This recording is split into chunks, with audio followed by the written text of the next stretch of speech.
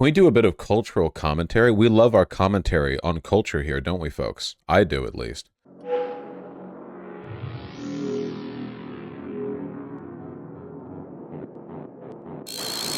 Have you guys seen this thread? It kind of blew up. Maybe some of you have. A lot of you probably have. Your standard, this is what they call a tweet, folks. It's knowledge like that that makes me a top-of-the-line industry professional. Anyway, they're just talking about this bullshit on TikTok. Look at this. When the cashier at Trader Joe's tries to start a conversation.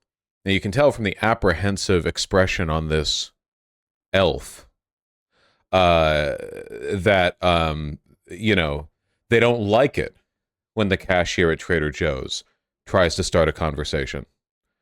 And then you have these comments. No, because when they start... Okay. I know that this is an AAVE thing that got picked up by the young ones, but that's all youth trends, okay? I just want to say, I am so tired of seeing statements start with the, like, no, because, or but why did, or anything like that. Like, what do they call that? Is that an incomplete clause, an indefinite article? What's the term for that? There's like a phrase. It's like when you start a sentence halfway through, but then they like bridge it with the like, no, because, or whatever. Does anyone else? Never mind. That's not the point. Okay. The point is, a bunch of people don't like the idea of a service worker being talkative with them. And man, I think that's really, really sad. Vaush, this entire topic is going to call out my entire personality. On the other side of my chat, I'm just going to say customers like this kill themselves. Yeah, there we go. For now we have a correct and decisive opinion on this particular matter. My God, this shit really pisses me off. Like, really, really gets me. There was a thread about this just this day from a guy who has a hobby that I also have that I won't talk about here. It's right here. It's right here. It was relevant to this thread. Yeah, here we go. Yeah, it was about this. This is something that sales associates in clothing stores have to deal with a lot. As more people shop online, many are unaccustomed to the high-touch service that once marked retail. Some are even hostile to the idea, so associates have to be careful of who they approach or how. Okay, this is one of those things that, like, I feel like it's one of those things that's so big that it's almost invisible, you know? It's like missing the forest for the trees or not noticing a cloud pass by, okay? The standards that we have or used to have for customer service are wildly different than they used to be. Because if you go back like 200 years or whatever, and you go to like ye old tailor's shop or whatever, the guy who says hello to you is either a dude who's been tailoring for 40 years or the apprentice of that guy. And they really want you to get something. And if you ask them questions, they have all the knowledge in the world on it, right? Like, if you wanted like anything back then, like that was literally the guy to talk to, you know what I mean? But obviously when you go to a clothing store these days, you don't talk to the artisan tailor. When you go to Trader Joe's, you're not talking to like the farmer or a chef or whatever. You know, it's kind of abstracted behind all these layers of customer service, you know? And I think that the main issue with this is that, like, as that gets farther and farther along, we have the modern experience that you get when you shop at like a Ross or a dollar store or a Target or a Walmart or something, or a Walgreens or a CVS or whatever else. And the experience of going to these stores is entering a wasteland, right? Right? Like you enter the store and you have like the wealth of the Euphrates stretching before you, like all the shit in the world, and there's like two employees who are on duty at that time, and they're just in a corner somewhere trying not to be seen. You know, what happened? You know, I think shit like this contributes massively to people's social decay, social radiation, a scientist might say. I think that, like, because it's like, how many social spaces exist where you can be like expected to engage with people? You have like work and school, but nobody likes work, and managers discourage you from making friends anyway. And school is school, you're young, you know? But when you're an adult, and it's like, you would think, if anything, going to like the mall or going shopping would be a social moment. And it used to be. It used to be, because before online sales really picked up, right?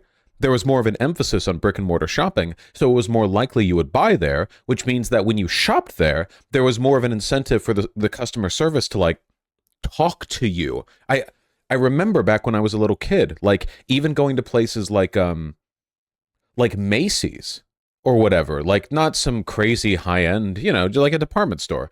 I remember going with my parents when I needed to get fitted for a suit for like, I don't know, elementary school graduation or whatever. But like the experience of going there back then was way different. Does anyone know what I'm talking about? Are there any old heads in chat who completely agree with me? Like it used to be, if you went into a store, somebody would talk to you. If you went into like any store, maybe even like before my time, but like if you went into like a gas station even, or a like any place at all, somebody in there would talk to you, like a drugstore or whatever, like that. Yeah, hello, and like people would engage with you and stuff. And keep in mind, this is not just like a crime thing, because this effect continued into the early 90s, which was when American violent crime was at its highest. So this is not like it's too violent bullshit or anything like that. It's not that, because back then there was still the expectation. And nowadays you can only really get that experience by going into like small, high-end, expensive, like boutiques or whatever. Like you'll go into like a nice clothing store, or even like Nordstrom's or whatever, and they'll see you and they'll be like, "Oh, hello, sir," because they want to be nice to you because everything there is pretty expensive. But like that experience is being sort of scaled back, and because people aren't used to it, because people no longer expect it when they go out shopping, they get weirdly hostile to it. And because they get weirdly hostile to it, now all of a sudden, the customer service people don't want to engage with you, because now if people find it off-putting, it's actually to their detriment to engage with you. Because now it makes it more likely that you'll feel uncomfortable or like, leave or not want to buy something or whatever, I remember the J.C. Penney's near me that used to have a full-on tailor in the suit section for alterations. Not anymore. That was in the early 2000s. It's just really sad. I feel like it's just one more step in like this constant like slide that we're doing into like total social fucking oblivion, where there are no more social spaces. Even malls that have a lot of people in them are basically just boxes full of social, not even social, full of like kinetic energy where people move around in them, but then you enter a store and it's just a void again. It's just a void where you can buy things. Hey, Lilith. You know what I mean?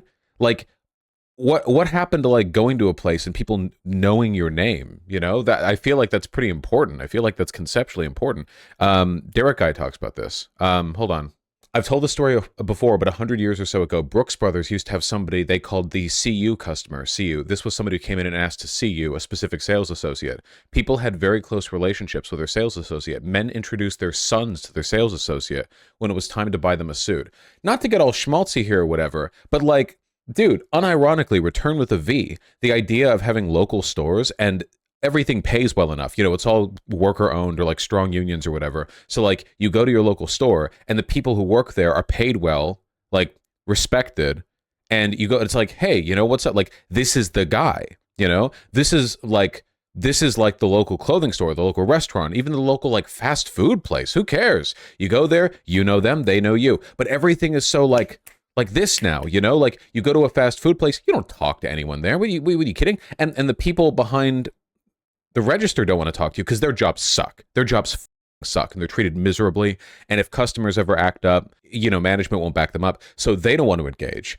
And you don't really want to engage either, because like, why would you? They feel that way too, There are places that are a bit nicer like Trader Joe's, because in Trader Joe's, employees go through personality tests before they are hired to make sure that you're kind of like a bubbly, friendly person so that you can talk to people and be energetic and nice and stuff. And, I don't know. I kind of like it. I kind of like going to a Trader Joe's, and then when you're at the checkout, I know the person I'm talking to is paid decently well, and they're like friendly, and they talk a bit with me. Like, I feel like that's nice. I feel like that might be like, I don't know, a little fundamental human thing.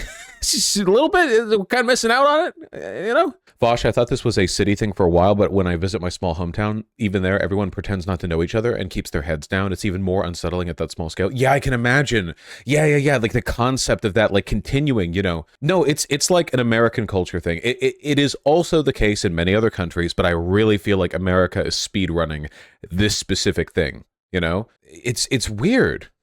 I feel like a lot of places have less employees, so the ones that are there are busier. Yes, in order for this to work, employees have to be appropriately compensated and they need to have decent workplace conditions. Those are necessary because obviously, like, you can't maintain this social dynamic when one side of the equation is like miserable and beleaguered. Work doesn't have to be a miserable, beleaguering experience. I mean, it's always going to be work, at least unless you're a live streamer. But you know, that doesn't mean it has to be miserable. Work doesn't have to be miserable. That's not a thing. It has to be. And I feel like a big part of that is just the social bonds that you can form with customers and with your fellow employees, right? Vaush, it's also very much the death of small shops. People tend to say hi in like physically small stores and buildings, something made impossible by modern zoning laws. Yes, a lot of it, yes, that is true. Like, it is very, if you go to like a small boutique, you know, like a small clothing store or whatever else, like, people are very chatty because it's a small place. You know, it's like one living room sized room with a back room. So like, yeah, they're going to talk to you. And that's nice. Usually they're really, really helpful.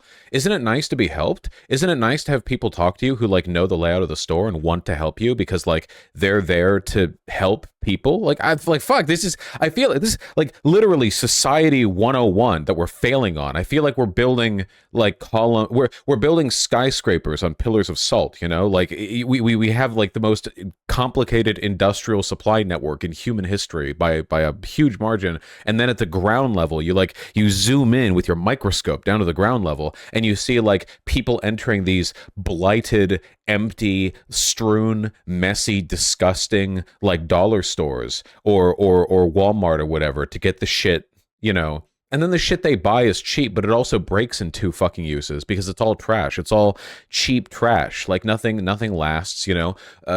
All our appliances don't last. Nothing lasts. The clothing doesn't last. It's shit. Everything's shit. And it's like, damn, dude.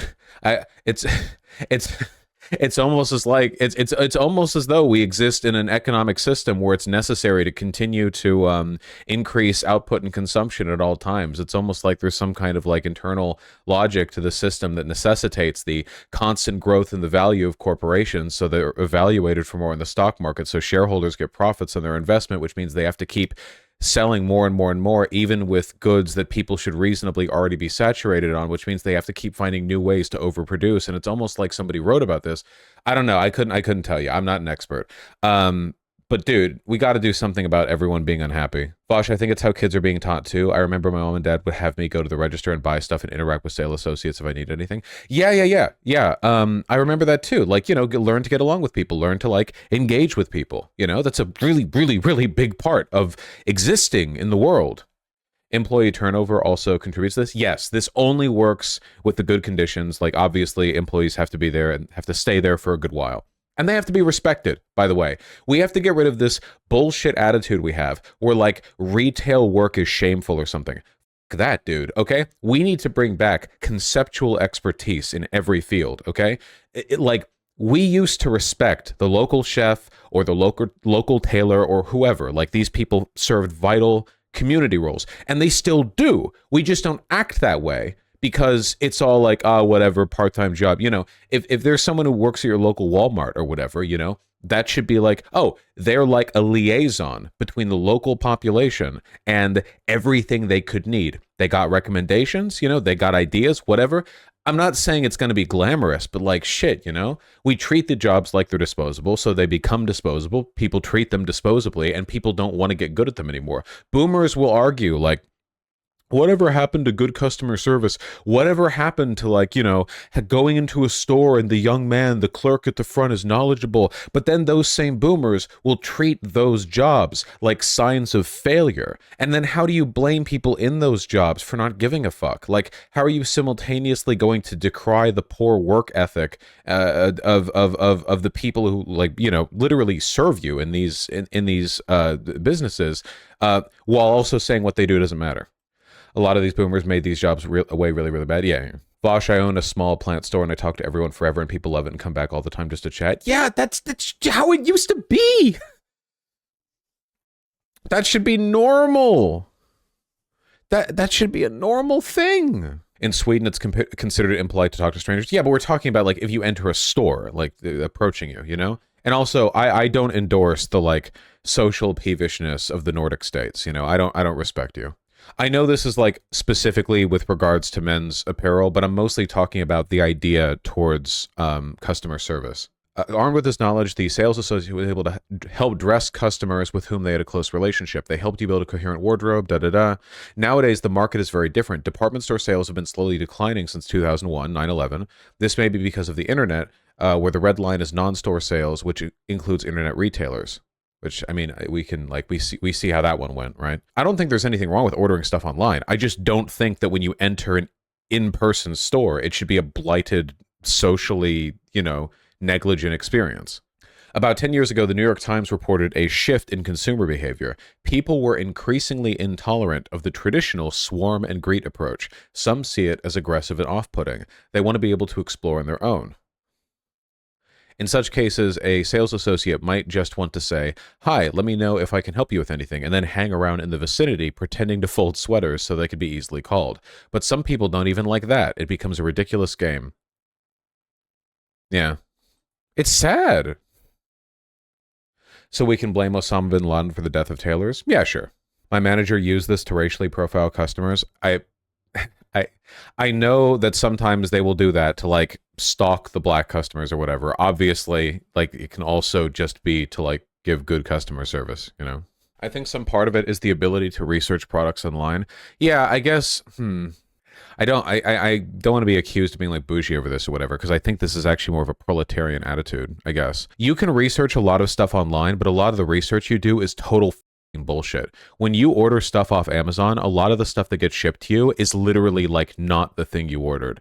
And that's because Amazon like relies on businesses fronting product that is so decentralized and so complicated that like very often you will order a thing and they'll just be lying about what it is and it'll be something else. They'll give you specs that aren't wrong. You'll get details on like construction processes that aren't correct. And like the result of this, I feel, is that unless this is one of the reasons why people really, really like IKEA, because IKEA is one of the few places that you can still go where you can build a cohesive living space in your house for a low price, affordably, like because a lot of furniture stores are really expensive.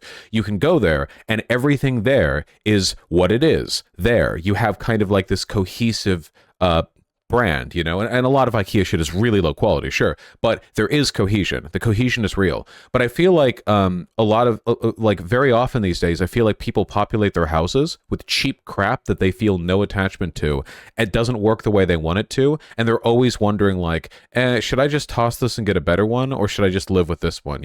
Because nothing is ever what they think it will be or expect it to be or whatever. Like nothing lasts long, nothing works the way it should, and a lot of that, honestly, is because of online retail.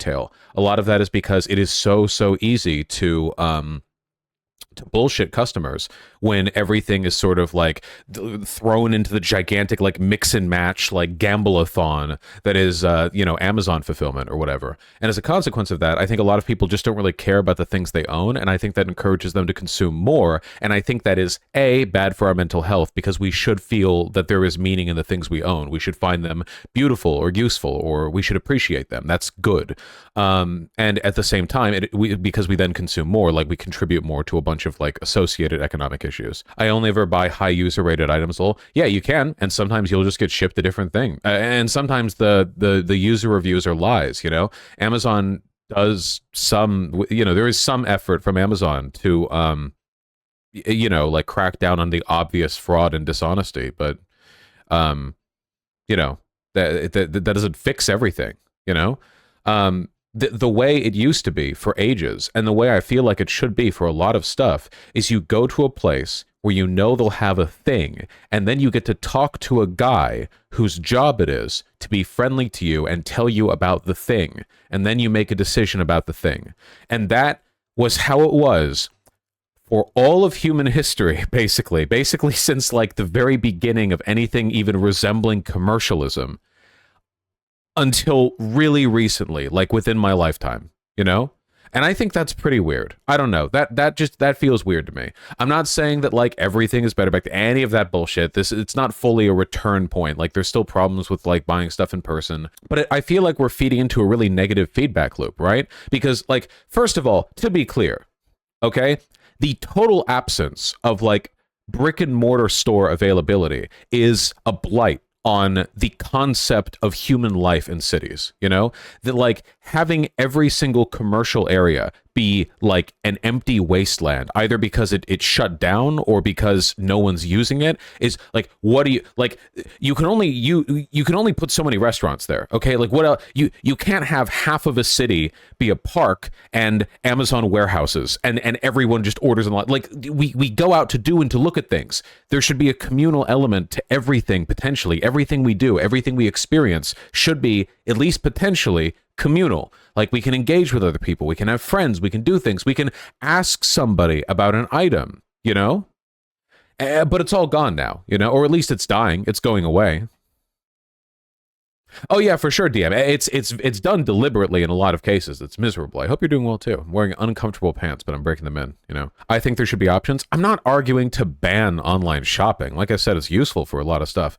Vaush, what if we don't like people? Then do what people have done for all of human history, okay? Go to a store, and when people ask you if they can help you, say, oh, no, thanks, and then go do the thing. Or buy online, whatever. You're fine. You're fine. Also, learn to like people, okay? Well, you will all be dead one day, you know? Live a little. It's just, does everyone agree? Does everyone agree that conceptually what I have described is a pretty good way of getting a thing? You want a thing, you go to the thing place, you talk to the guy who knows about the thing, and then you purchase a thing. I feel like that's a solid. I feel like that's a workable model. I like that. That makes sense to me.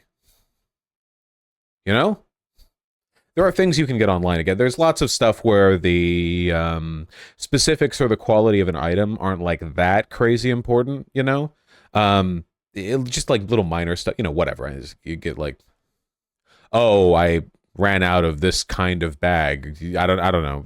You know, it's not a fully necessary thing, but it's still good. What if you waste their time? That's their job. You can't waste their time. They're getting paid. As a Japanese person, I think it's the result of how awful Western zoning is to make functional urban neighborhoods. Oh yeah, to be sure. For instance, in Tokyo, hold on, housing prices in Tokyo, if I understand it correctly, are actually relatively low because even though it's a very densely populated city, they have very friendly urbanist policies, and as a consequence of that, from Tokyo there are a lot of workshops where like you'll have the shop in the lower floor and on the second floor somebody will live there, and that's really common. That's actually one of the reasons why Japanese denim is so beloved world round, because like there's just like a specific I don't know, cultural and zoning propensity for like, yeah, I sleep on the second floor, and on the first floor like this is the like denim shop or whatever, or like whatever else. There's a lot of shit like that in Tokyo. We also have that in Serbia. Well, we don't over here. Who will keep the postal workers employed? The postal workers don't deliver your Amazon packages. You know that, right? UPS does.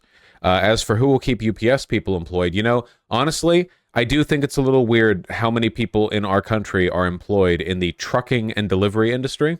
I gotta say, I feel like that's a little bit odd. And as somebody who doesn't respect car culture, you know, I'd be okay with maybe a bit of a shift away from that, you know? Postal workers sometimes deliver those, do they? Oh, I never see that. But yeah, I guess it's a big operation. I'm sure they help. Old Philly, Chicago, Baltimore, New York City, and Boston are all like that. Yeah, aka good cities, yes. Urbanist cities. Vaush, not to come across as antagonistic, but how do poor people manage all of this? No. Nothing that I'm describing is worse for poor people than for rich people. What I'm describing is putting an end to the race to the bottom, because this cycle is what caused the middle class in this country to die anyway. You know, Walmart opens up and prices all their shit super cheap, and everyone's like, woo, finally options for poor people. But then they drive all the local stores out of business. They employ fewer people than the old stores did. They pay their employees less than the old stores did, and they drain all the wealth in that community out and into the, you know, offshore accounts of a couple of shareholders. Like the idea that like the online shopping boom where Amazon can deliver anything to you for $5. This is not good for poor people. Like, not even a little bit. We're talking about an unprecedentedly large displacement of wealth and living space and job opportunities for the sake of what we call efficiency, but in reality it's very inefficient in like a distributive sense. It's efficient only in this like top down like vertical integration accumulation of capital sense, like how much of the economy can be oriented around one single company, you know what I mean? But that doesn't like that, like, look, you know, have prices for random bullshit, has it not gone down significantly since Walmart became the big name that it is? I ask you, have people gotten wealthier? Like, have poor people, like, is the situation improved? Is it fixed? No, clearly not, because there's a consequence to all of that.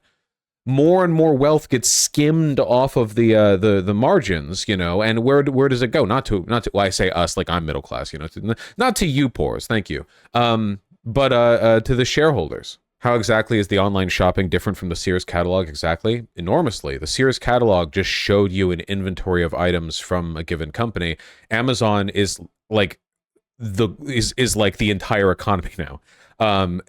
From vertical integration to the way that Amazon does business with the companies that it buys stuff from, to the competitive market pricing that it does within its own businesses that encourages them to drive down prices as much as possible, to the dishonesty and the way stuff is packaged, like on like every single level. It's very, very different. But this isn't a pro Sears catalog argument. This is a pro, you know, there are elements of, you know, commercialization that should be kept local. And then they closed too. It's insane how many Walmarts have literally done that, absorbed all the wealth and closed and said, go to the superstore 3 towns over and cope. Yeah, literally.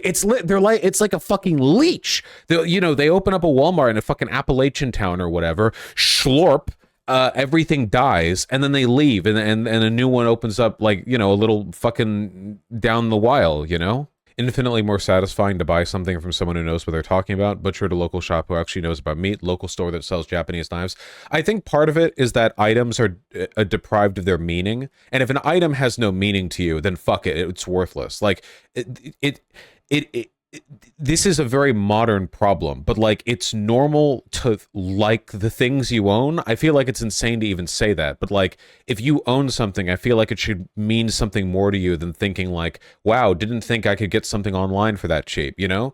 And so much of it now is just like material, you know? Like just, you know, entirely a matter of utility, and people feel no attachment to it, you know? It's just like this, it's just a thing. And some of there are a lot of ways that you can care about a thing, that they can imbue your life with meaning or with beauty. Like, you can derive something from it. Shallow and superficial people like things that are expensive. That's a way to do it. I don't think it's the best way. You can care about or like something a lot because you find it personally very beautiful and captivating in some like direct, like sensory way. It can mean a lot to you because of the experience that you had when you got it. By the way, online buying fucks that. Oh yeah, I have fond memories of these online orders that I made from the experience of getting them. Yeah, sure. Whereas there are plenty of things that I own that I got while shopping at markets with my friends, or like, you know, like things that I got as a consequence of some day out, and I look at that and I think of the day out. It's really nice, you know? It's like a nice memory. Online shopping destroys that. You literally, like, not even on the table. You know, it can be like an item that is just sort of like innately very impressive. Like, there's something really captivating or engaging about the way it does its function, the purpose that it serves. But now that everyone buys like cheap crap because we're on a race to the bottom, you know, everyone like overconsumes on shit that they don't really like or care about. It's like people get like new item euphoria. This is what people talk about when they talk about like shopping therapy or retail therapy, right? Like, you go out and you buy a bunch of shit. Every item you buy costs like $10. You don't really like any of them, but you get a thrill from getting to wear them once before you toss them out. And by the way, that's not my conjecture. That's math. You want to take a look at how many clothes Americans toss out? Why? Those clothes have been worn once or twice. What are you throwing them out for? Well, it's because nobody gives a fuck about them, because they were bought in like this, oh, that would look nice, but like, no care, no thought, sleepwalking through life like zombies, you know? Like, I'm not even saying like, oh, everything has to be super high quality. Just, you have to care about it, you know? But the way things are currently set up discourages you from caring about it, because there is no reason to care about it. You're not given anything. The artifice of social engagement, has broken entirely. You know, everything is also disposable, or we can just get another one when it comes to items. Yeah, I feel like it's really sad. I feel like, I don't know.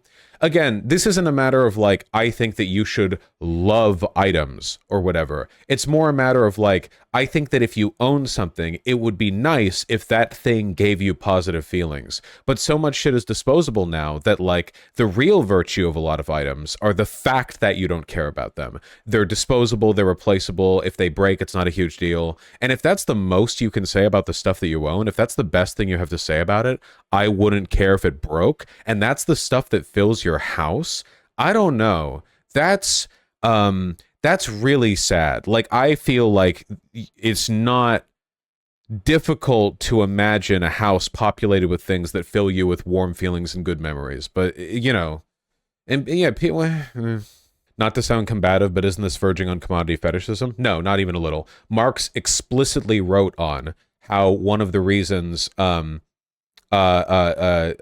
control of the means of production is desirable is because it allows the worker to imbue an item with their character and with their will. That they're no longer just a cog in the assembly line, but an artisan making something. Of course, that was like in the 1880s or whenever he wrote, you know, like that's an older economic period, but the underlying logic remains the same. It's the same reason why people seem to have an almost innate preference for stuff that's handmade rather than machine-made. Why?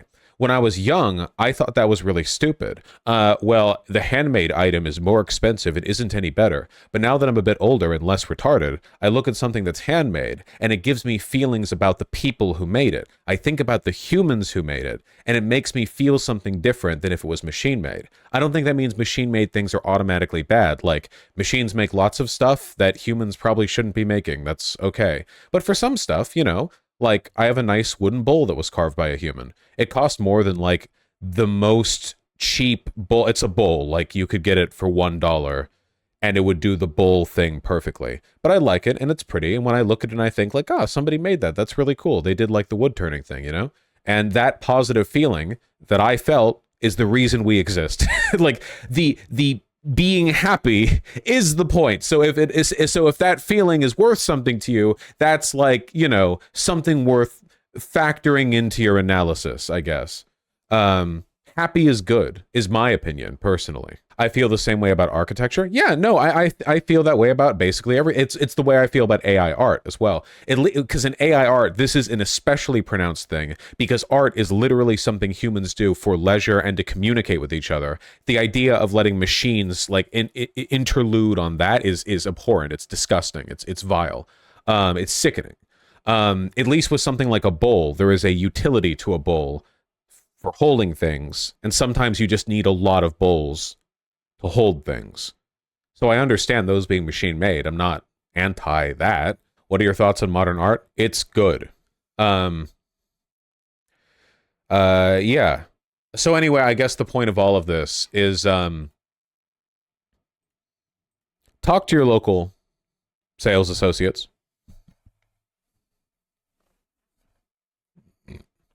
Engage with them.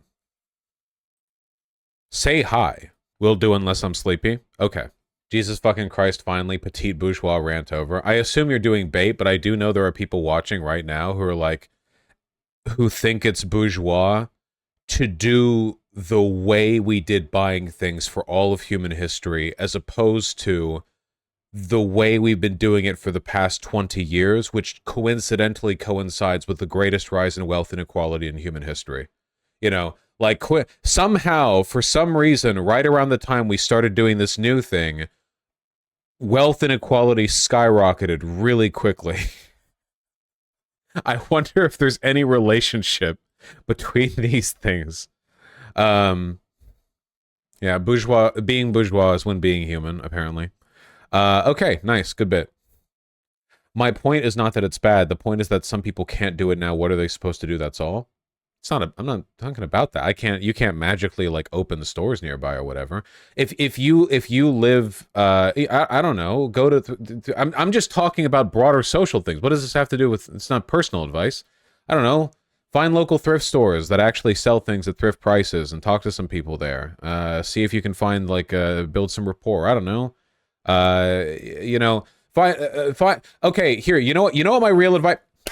You know what my real advice is? Okay. Go to your local like dog shit cheap. Go to like, I don't know, go to like a Ross Dress for Less or something, or Marshalls or whatever, okay? Go over there and find some guy with a broccoli haircut who looks like he's just out of high school and saving for college and is wearing nice clothing, okay? This kid, all right, is like a Gen Z slash Gen Alpha fucking TikTok fashion boy, okay? And this person, all right, you need to go up. First of all, they're like young, so it does not matter if you like fucking waste their time with questions, okay? Fuck them.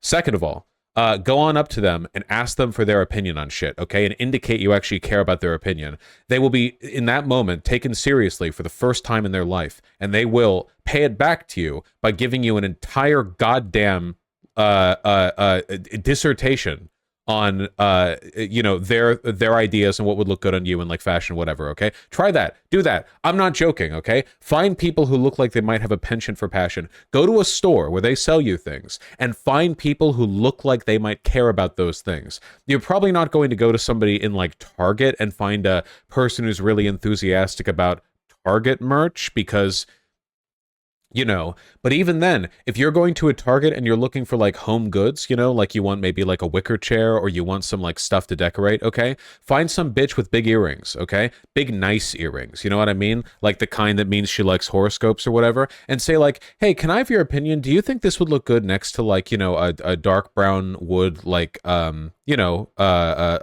side table next to a couch, and she'll have opinions, okay? Go learn and talk. By the way, this is also a great way to make friends, and in some cases get making friends is a sort of essential free step to anything social. I'm just saying, man, like this is some basic 101 human shit that we've all stopped doing. Or they'll shut down because everyone has social anxiety these days. Good, then practice. Hey, another big step to making this work, stop treating every customer service person that you engage with like a disposable, like one-use tool. Engage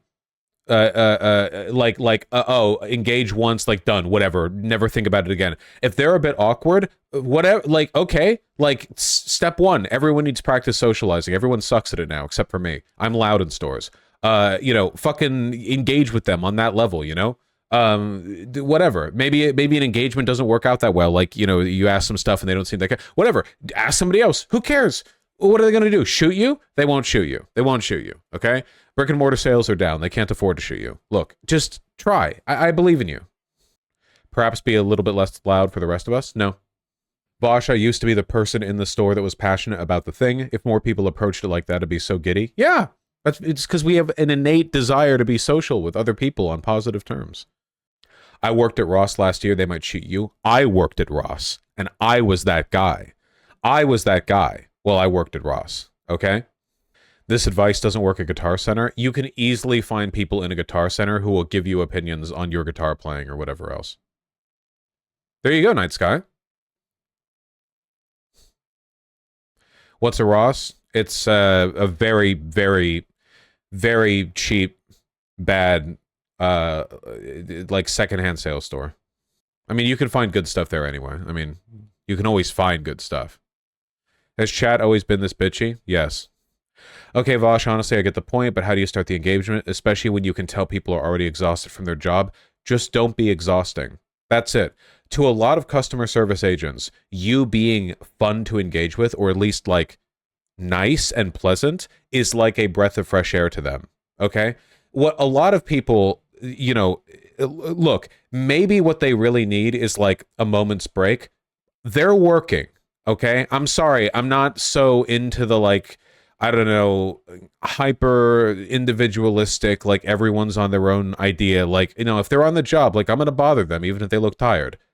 But if you're really nice and friendly and pleasant, if you can read their social cues, their level of interest and engagement, know how long to stretch your sentences, make them feel cared about, let them know you appreciate what they did, 99 times out of 100, even a tired customer service agent will still smile or engage positively or feel better afterwards. Really, trust me, the thing that really destroys customer service agents is not like just engaging with people for the most part. It is the every once in a while miserable customer. And the miserable customers that I'm referring to are not just people who are crazy rude or scream at them. It's also people who are inconsiderate. In fact, if anything, I think that's the big one. Actively rude customers are relatively rare, what you think of as Karens or whatever. In reality, the thing that really drains a lot of them are customers who have no respect for their time or input whatsoever.